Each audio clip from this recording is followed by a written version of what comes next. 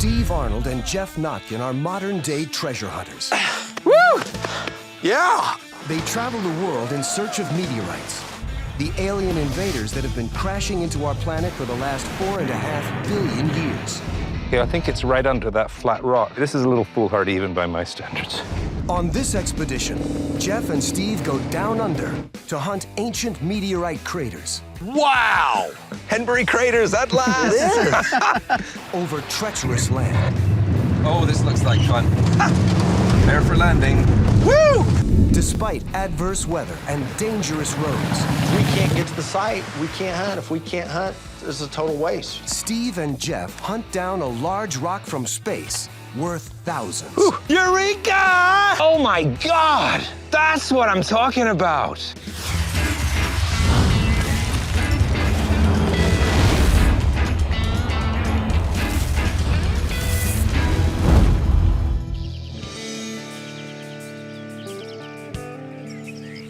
Geoff and Steve are in the Northern Territory of Australia to hunt one of the best preserved crater fields in the world, the Henbury Meteorite Craters.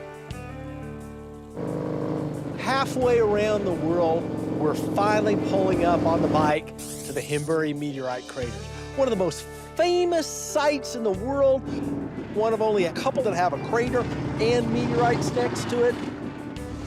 Somewhere around 4,600 years ago, a giant fireball came in, broke up at the last second, breaking up into 12 or 13 pieces, causing the craters that are right here at the Henbury Field.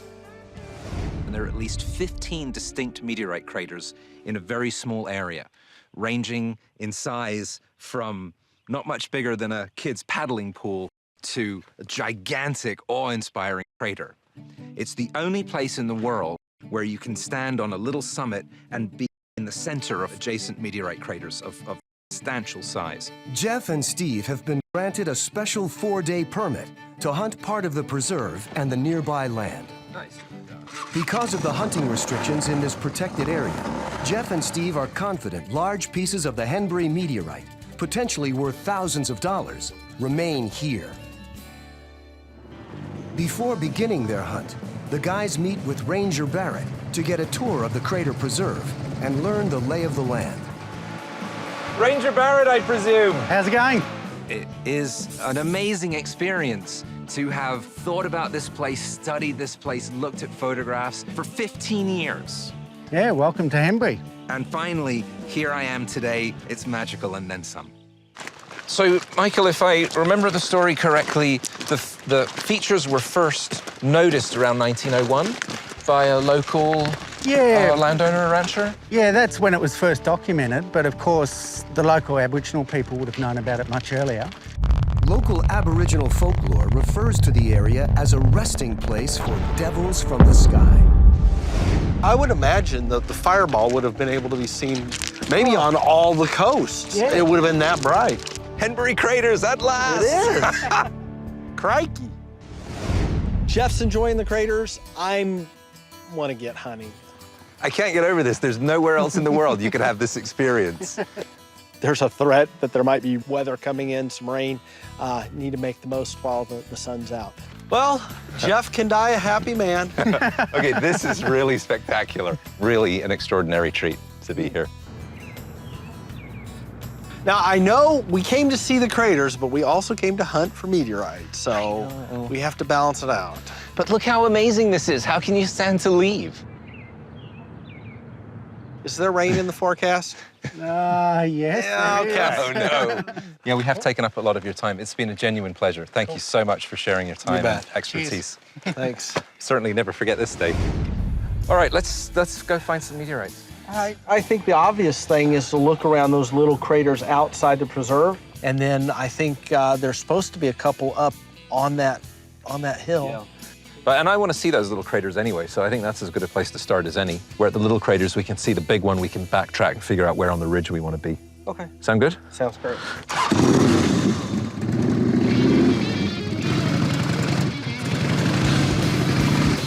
A fence surrounds the main craters to protect them from erosion caused by camels and kangaroos, as well as cattle from a neighboring ranch. Hunting within that area is strictly prohibited. Steve and Jeff's permit allows them to hunt everything outside the fence.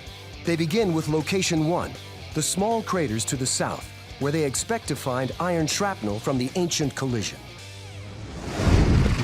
Hey man, it's a crater. All right, I think we need to check this area out. Most definitely. There are 3 types of meteorites: stony, stony iron, and iron. Because Henbury meteorites are iron, Steve and Geoff use metal detectors to locate any pieces left behind from the impact. Metal detectors broadcast an electromagnetic field. When that signal encounters a metallic object, there's a change in frequency. So if it came in from this direction, hit, exploded, there should be pieces all around it, but especially this direction. Agreed. Yeah.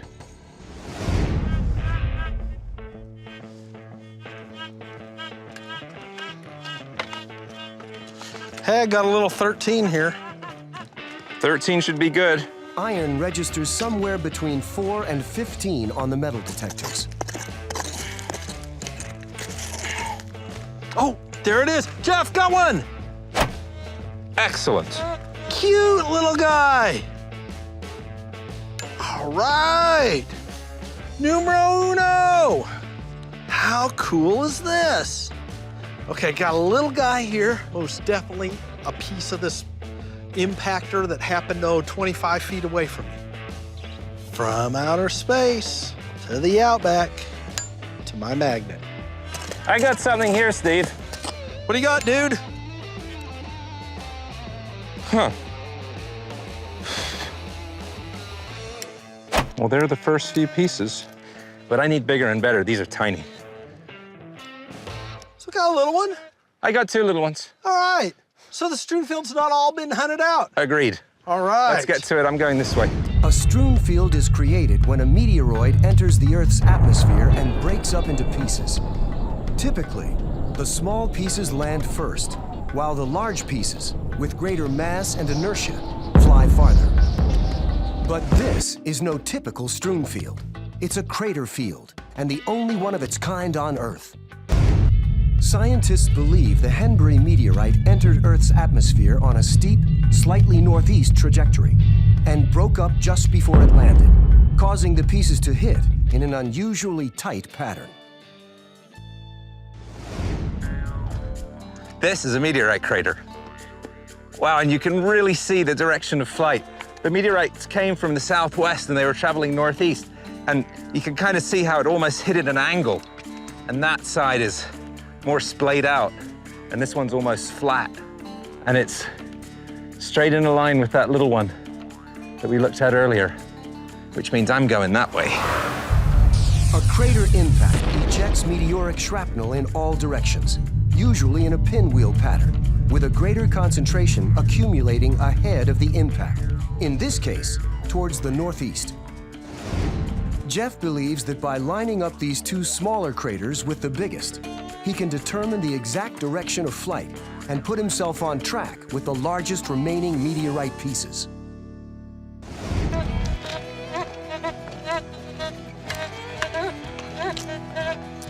Oh, that's a bit better. Holy crap, look at that. There is the classic Henbury meteorite. Very angular, twisted. Oh, that sounds different. Ooh. Oh! You know what makes this really sweet? This is one that Geoff just walked right by. Geoff has a method of detecting where he goes really wide and he walks really fast. If you go really small, take small steps, you can cover all the ground. He walked right over this and missed one. So that makes it sweet. How you doing? Oh, few little ones, nothing spectacular. Yeah, I'm not finding much. I only found one you missed. You're a genius. Somebody dropped some money. What does that say? Pesos? I'd say some foreign meteorite hunter's been out here, probably without permission. It's very naughty. I shall have to report that after I kill these flies. These flies are just had enough. It's a mosquito hood. I'm securing my manhead. I don't care what I look like. I'm here to find meteorites, not to be fly bait. There's something down there in the water. Let's see if we can find something.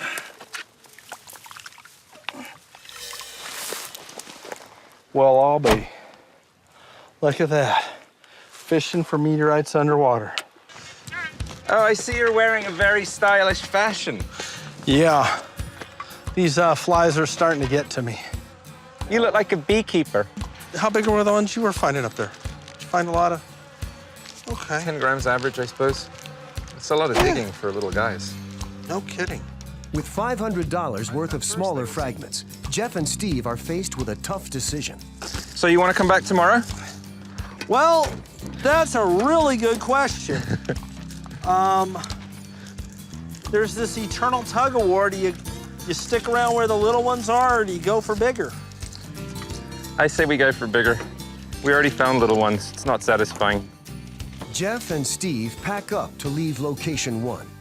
Tomorrow, they will hit location 2, where they expect to find much larger pieces that were ejected from the violent impact.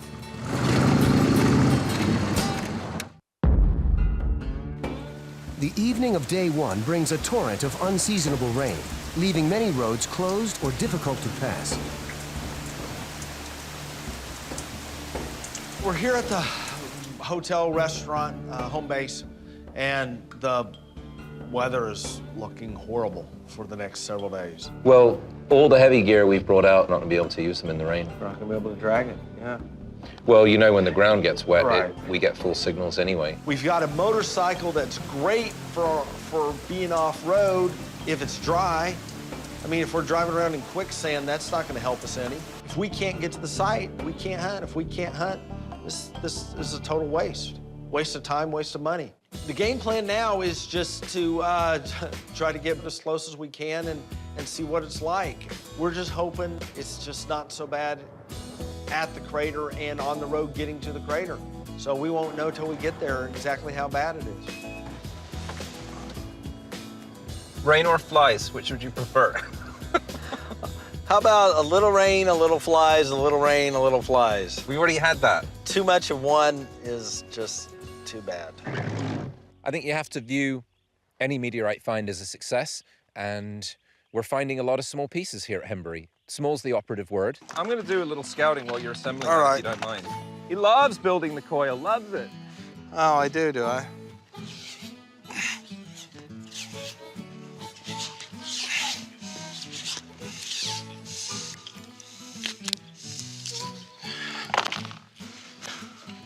Thanks for the help, Geoff.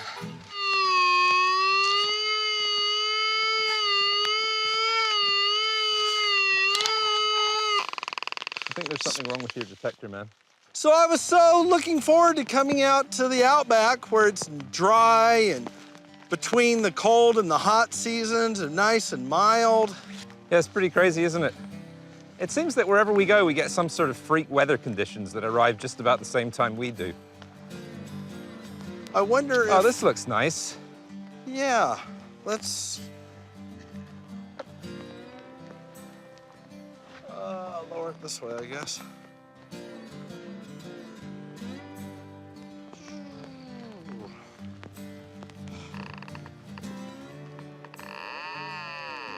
That setting's no good. It's hardly reading something this size. Well, it may be the rain. The one downside to using the big coils is that when it starts to rain, it starts to mess up the signal. So, as of right now, with the rain coming down, it's not working. Okay, go.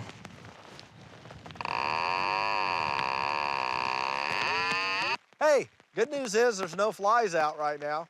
It's incredibly frustrating to travel literally halfway around the world. If the rain keeps collecting, it's going to be really difficult to get out. With the detectors not working and the rain flooding the roads, Geoff and Steve have no choice but to pack up and head for safety. What's going on is it's pouring with rain. One of our vehicles is stuck. Everyone's soaking wet. The police are going to close the road that we came in on, and we're still on the side of the road we don't want to be on when it gets closed. So we're trying to dig this truck out. It's really amazing how quickly this surface turns into kind of jello. I guess it's because there's so little rain here that when it does rain, it just all turns to mush. And I mean, really, it's awful. It's like custard. You just cannot drive in it. Let's see if we can do it. It's absolutely terrible.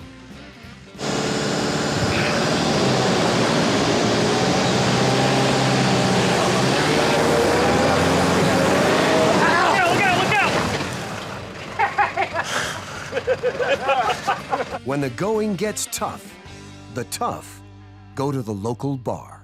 Good evening, sir. Good evening. How's it going? Good, thanks. What would you like to drink? Drinks, please. We'd like drinks. We're trying to make the best of a miserable day. So Steve and I are hanging out at the bar here, and it turns out that our bartender is a very experienced didgeridoo player, or as they say here in Australia, the didge. So I heard a rumor from one of your staff that you're an amazing didgeridoo player. Is there any truth to that?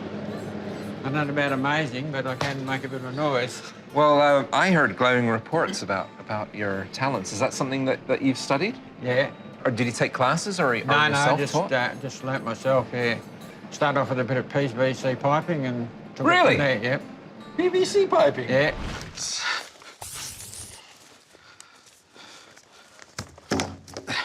Oh, Steve, this would make a good didgeridoo, I bet. A didgeridoo?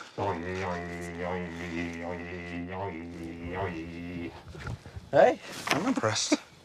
We could use that in Australia. I'll probably blend right in. Yeah, you'd blend right in.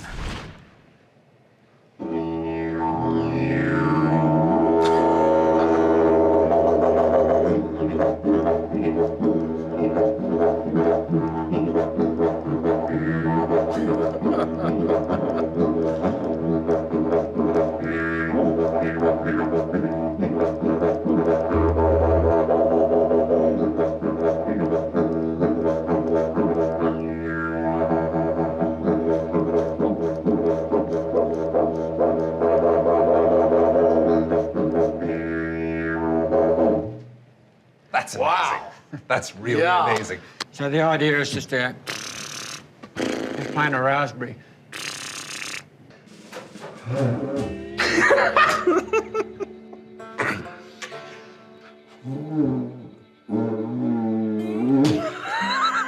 It sounds like I'm playing a big raspberry.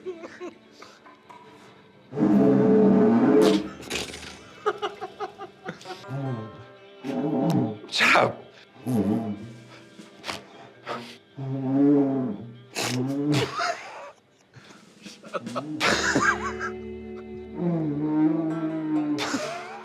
I could see his shoulders shaking. He's laughing so hard.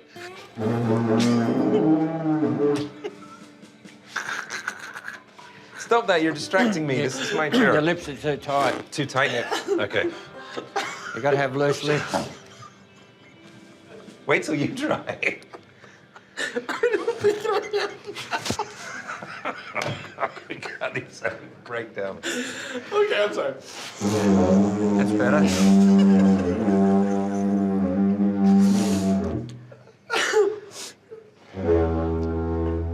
Aha! Yeah, getting better.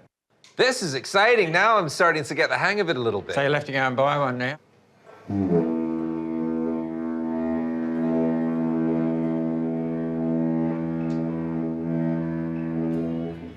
Fantastic. You can't break this, can you? That was better. Yep. Pleasure. Thank you so much. What do you think? I wouldn't touch it with a 10-foot pole.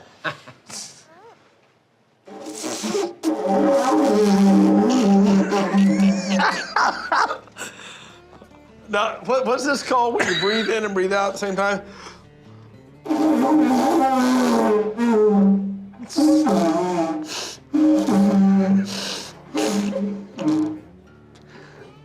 Circular breathing. That's good. The beeswax is getting caught. I think I need to be clean shaven for this to work.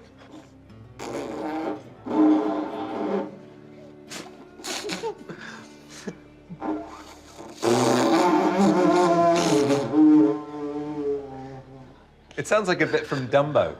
I was gonna say that like a dying elephant.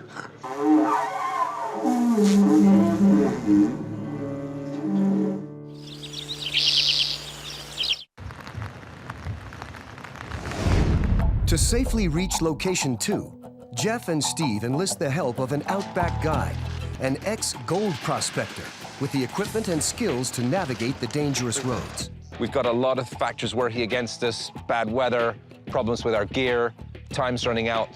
Are you Jason? I am Jason. Good morning. How you going, guys? I'm Geoff, this is Steve. Nice to meet you. Pleased to meet you. How you going? So we're taking the unprecedented step of bringing someone onto the team that we actually don't even know. We've been told that the road to the Henbury Craters has been closed. Yes. And we want to get there anyways. So when they close the road, do they actually barricade it shut? Yeah, generally they put one of those yellow and black barricades saying road closed to warn you off it. So hopefully we won't be seeing any of those today and we can get in amongst it and have a look. Well, we want to get in and then we want to get out. Yep. So we'll get you in there and we'll get you back out.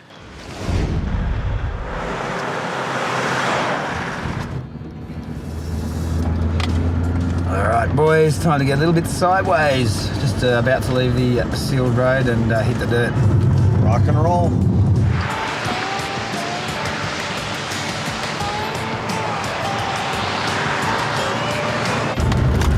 Nice and slippery, isn't it fun? This is the giant Henbury cattle station. The cattle station surrounds the Henbury Craters Preserve. We think there might be meteorite fragments outside of the preserve. Ross, how you going? Guys, this is Ross. I'm Geoff. Sorry, mate. Pleasure to meet you, sir. Yeah. Ross, Steve. How you going? Nice to meet you. Yep. So you're the owner of the famous Henbury Cattle Station. That's right, yeah. Well, we're Yep. very pleased to be here. Thanks Yep. for meeting with us. The Henbury Cattle Farm surrounds the Crater Preserve and covers over 3,200 square miles, more than 5 times the size of the city of Los Angeles. So your property extends all around here on all sides, doesn't it? Yep. What a huge spread. Yeah. That's the size of a small country. It is, yeah.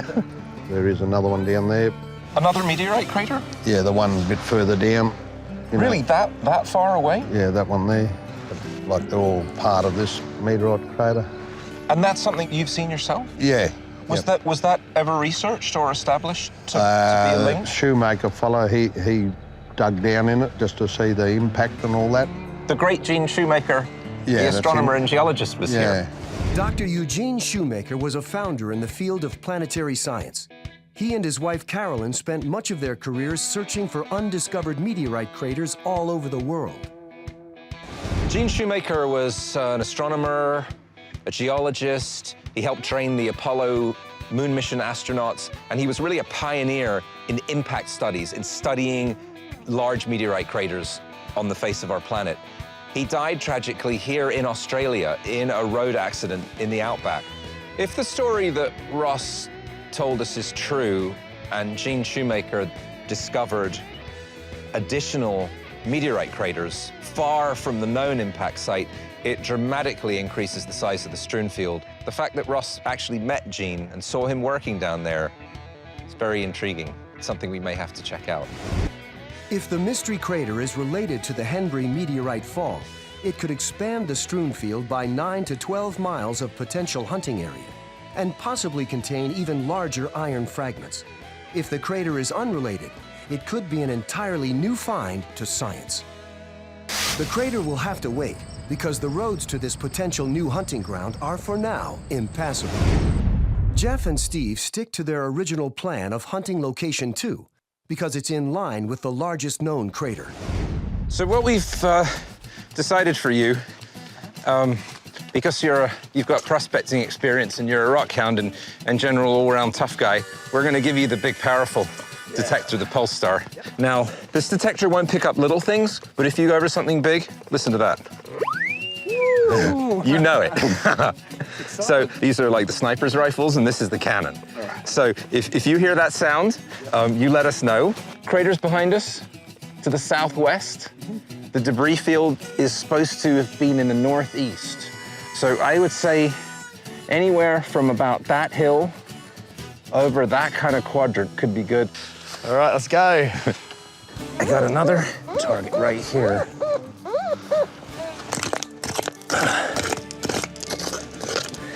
That's reading number 10, which is iron.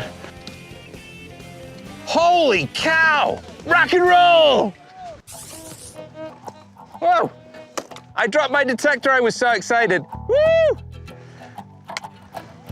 Rock and roll! Whoa! I got one right here. That's more like it. That is a Henbury iron meteorite. Nice, good-sized shrapnel fragment. About between 0.5 kilometer and 1 kilometer from the craters. Beautiful. That is what I'm looking for. Let's see how we did. Wow, almost 89 grams. That is very exciting.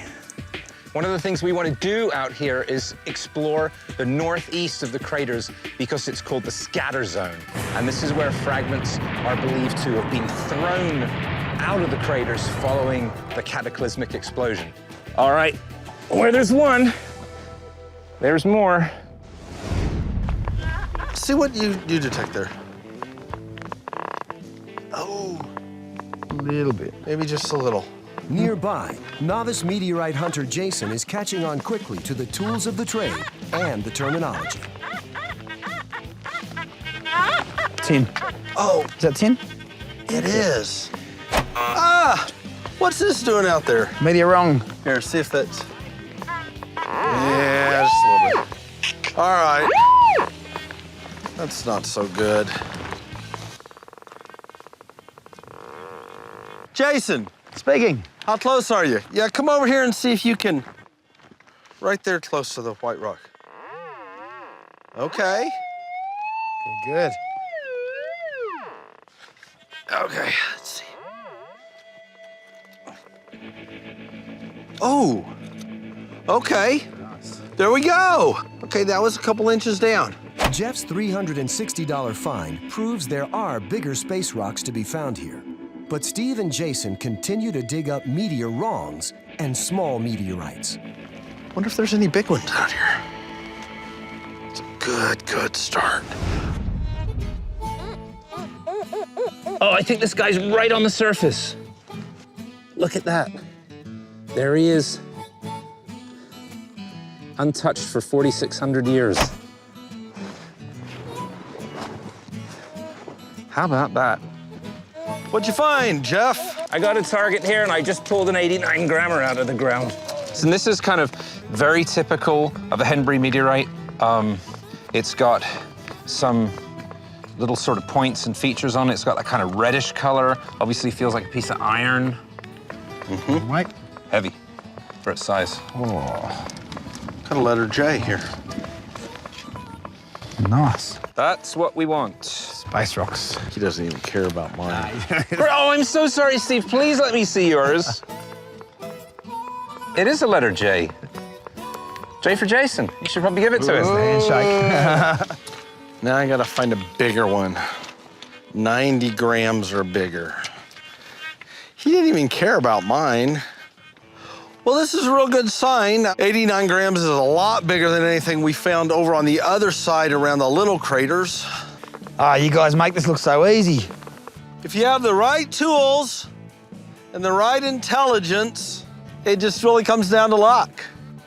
If we were gonna grid this out, we're gonna spend, a week or two here, we could set up flags and we could make sure every square centimeter's covered. Yep. Then that takes the luck out of it. A little bit of luck, a little bit of perseverance, but we know they're here, so we just gotta stumble on them.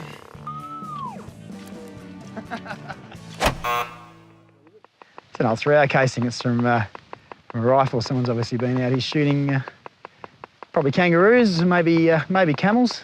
An official meteor wrong. Congratulations. My first meteor wrong. And it works. Right in there. See if it jumps off. Ooh. Oh, now we got a bunch of shale here, which means is there used to be a big rock here, and the outside of it has kind of corroded away over time. Okay. So these are pieces of meteorite. These come from outer space. Outback guide and novice hunter Jason is a quick study with the equipment and strategy. He hopes to make his first find before the sun sets. So, how are you feeling about that overall? I'm feeling good. I'm thinking of trying to increase my chances, and I thought I might concertina across the blast zone rather than heading out along it. Good thinking, and I feel that meteorite hunting is about 50% science and strategy and about 50%, I just think there's gonna be one over there.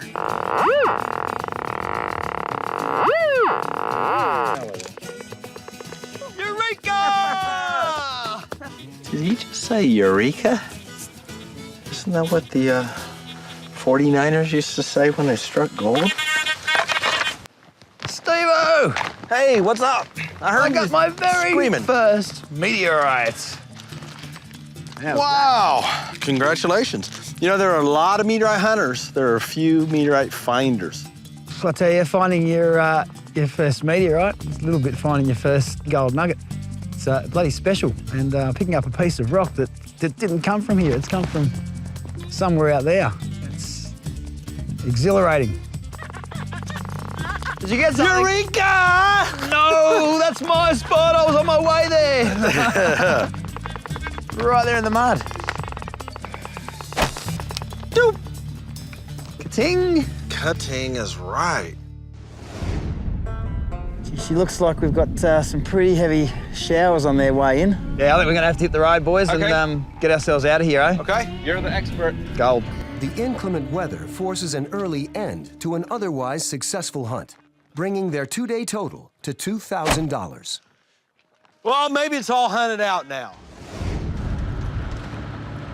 10 minutes into their drive, the storm hits and presents treacherous flood conditions. Go left of this one. All right, got a good water crossing coming up here, guys, so just keep a nice, steady power on. Start to lose traction, give her a little bit more grunt.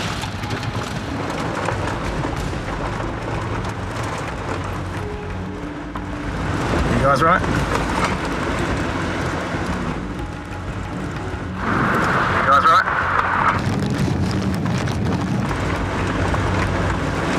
Yeah, we're fine, Jason. Navigated like a true professional there, Geoff. Jason makes good on his promise to return the guys safely to home base.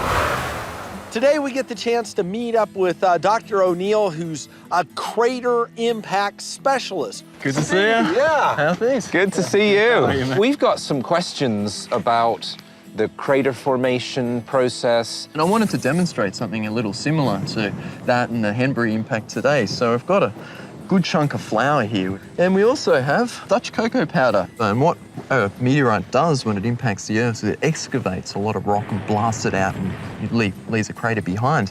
So we've got this setup here where we've laid a nice little thin layer of cocoa over a bunch of flour. And so with an impactor actually hitting that, it should punch a hole through the cocoa in the flour. It will spout out all this ejecta, and what you'll be left with is, in theory, a really nice clean crater where you've actually seen through to the rocks underneath. Do you guys want to do the honors? Oh, yeah, that's exactly what happened here. Look at the ejecta to the northeast. Yeah, it's just sprayed everywhere there. And a little bit less on other sides, much like the actual site here. I'd say that's a very effective experiment.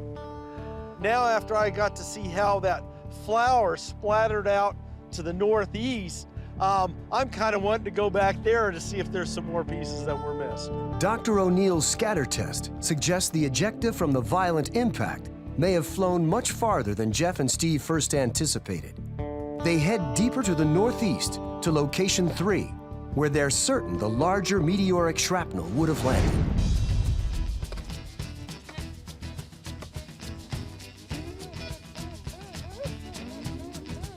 Nice strong target. It is really tucked down in the rocks here. All right, let's see what we got here. Wow, nice shape on this one. Very triangular, flat back. Classic bit of Henbury. There it is. Wow. Oh, this is a cool looking one. I mean, it's one of the biggest ones I found on the trip. After listening to Dr. O'Neill, it made me say, hey, there's gotta be more pieces out here. And so, it paid off. Sometimes it Pays off to listen to your instructors. This very well illustrates what I mean about meteorites being in the most inconvenient places. I got a target right at the edge of the cliff here. Okay, this is a little foolhardy even by my standards. Oh, there it is. There he is. That was a tricky one to get. My great friend Steve Arnold is what I call a speed hunter. He likes to blast out there, cover as much ground as he can. I'm maybe a bit more methodical.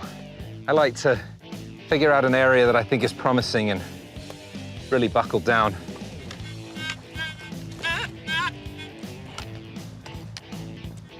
Whoa, yeah! All right! Gritting pays off. Steve's diligence also leads him to one of the most unusual discoveries of the trip. Wow.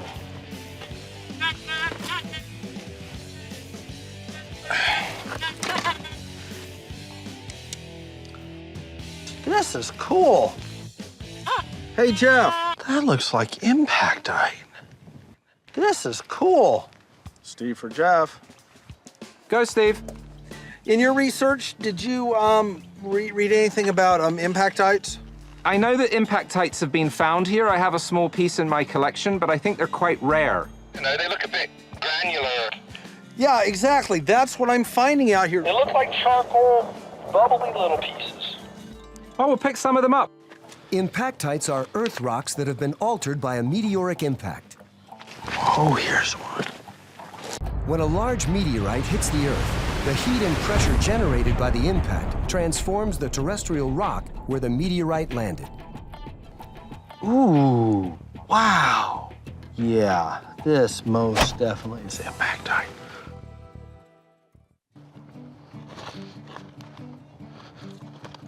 Hey, so it started out good. Found a couple pretty quick and then just ran out of everything. But then I found these. This is amazing. I've always been told it was extremely rare. I've only ever seen one piece. It took me a while to find these, and they were pretty few and far between. Well done. Found a lot of little stuff, and I found one nice one. Well, good job. All right, well, let's pack up. Head off into the sunset once again. On the final day of the hunt, Steve and Geoff are determined to make a big find before they return to the States. They want to test a theory that may lead them to large meteorites southwest of the main craters in location 4. So the crater's just about there. If you imagine the meteorites flying that way and crashing down into the ground just on the other side, it's quite possible that some fragments whacked into the side of the range. So we may be completely within the zone of material that was dropped as the meteorites were flying towards their final destination. Our real plan here is to try and establish an accurate direction of flight.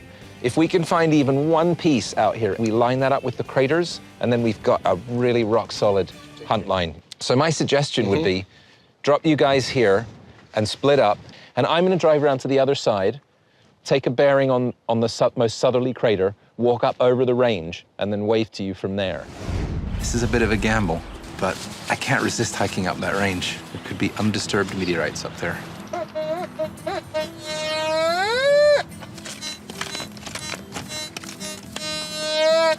There's a little guy.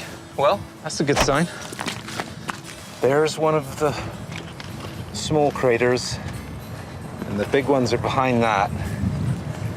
And that means I want to be headed up there somewhere. That looks pretty steep. Geoff believes his largest find is waiting for him on the jagged cliffs of the Bacon Range, so he takes the high road, while Steve and Jason cover the lowlands.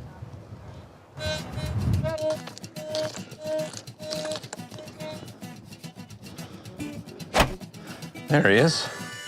Well, I'm rather cautiously optimistic about how this strategy's working out.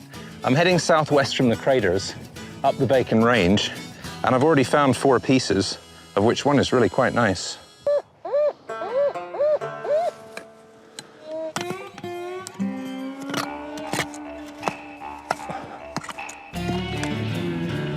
Oh my God!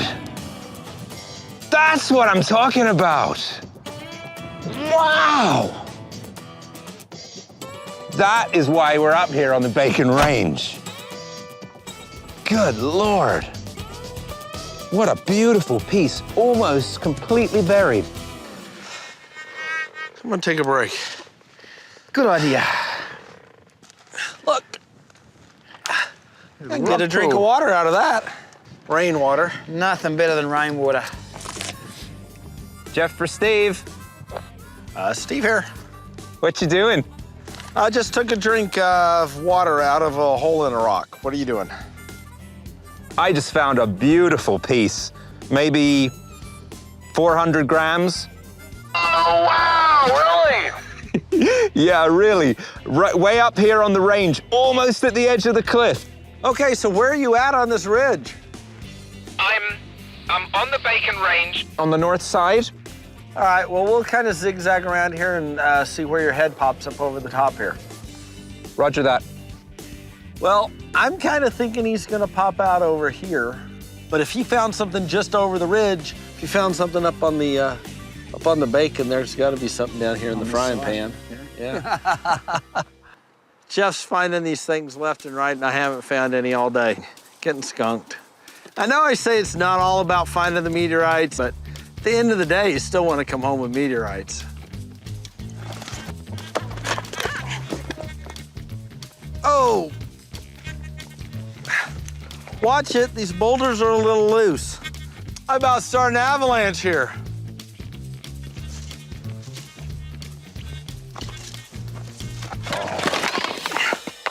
I'm getting good at this. Here we go, out of the ground. Oh, sweet. Good sized target. One of the larger pieces we found so far. God, that's a gorgeous piece. On the cliffs, Geoff's plan is paying off as he makes multiple large finds worth about $2,000. Steve and Jason, however, are having little success down below. Sounds pretty good. It's in here somewhere. Oh, yay! Well, not a giant one. But I didn't get skunked today! Oh, that sounds really good. It's exposed on the surface. I think this is a mostly buried meteorite. Wow. No way!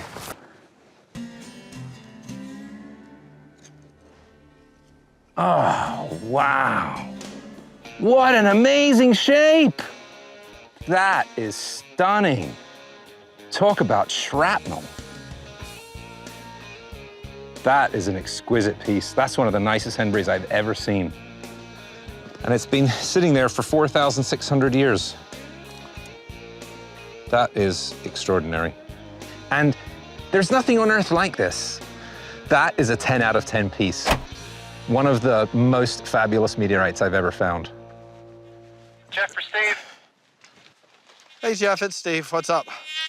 Why don't we meet right at the top of the ridge and then I can show you where I've been hunting? Very good. See you in a minute. How's it going, mate? Oh, couldn't be much better, really. I'm having an absolute blast up here. All right. You want to see something cool? Sure. Oh! Wow! Wow!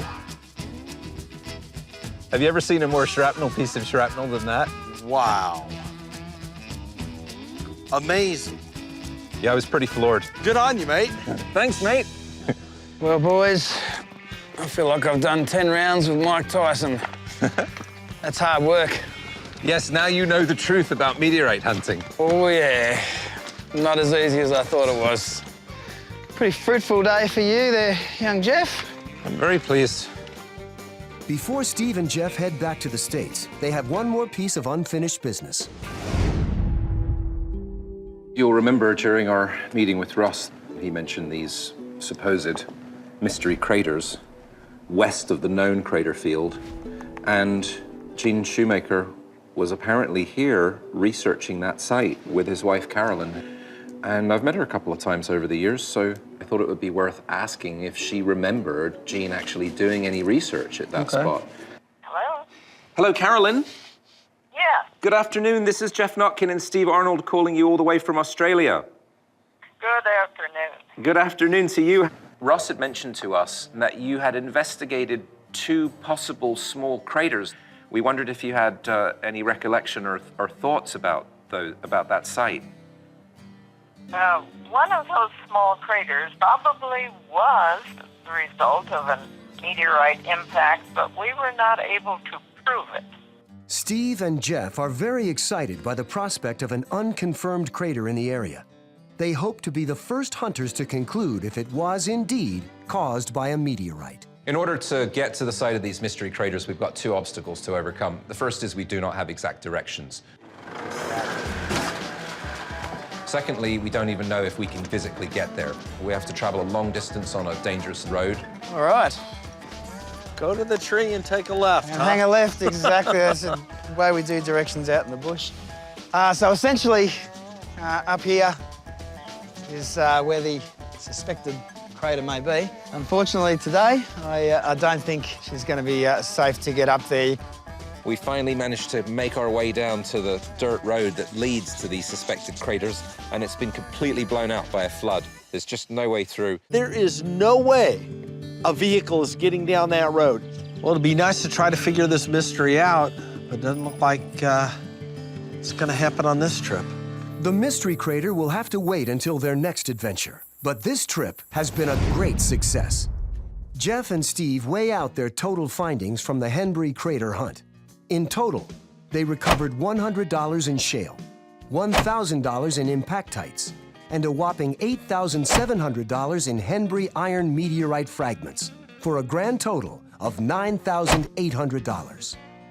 Overall, not a bad expedition, especially fantastic. considering all the rain we had to fight through. And some of the pieces are just exceptional. Well, partner, I think it's time to head off. hit the road. I guess it's about time to start the long trip home. Yep. We came, we saw, we conquered, we found some stuff. It's been a good trip, and a very, very memorable trip at that. Memories are worth something, aren't they?